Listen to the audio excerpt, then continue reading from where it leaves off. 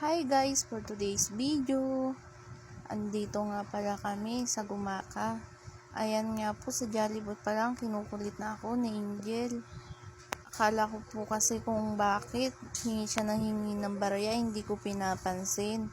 Nung paglabas namin sa Jollibee, habol-habol niya si Mama Mia niya at nangihingi ng barya. Akala ko naman kung aanhin, yun pala ibibigay niya lang dun sa pulubi. Nakakatuwa naman. Kasi naiisip na niya yung ganung mga bagay ang tumulong sa iba. Hindi ko na po siya kanina na videohan nung humihingi siya ng barya.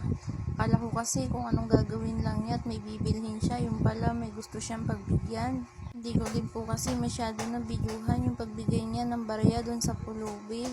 Yun daw po kasi nakita niya nung kami papunta pa lang at nung paglabas namin sa Jollibee. Gusto daw niya bigyan ng pera, kakawawa daw kasi. Nakakatuwa kasi kahit maldita may pagkamabait din pala. Thank you for watching.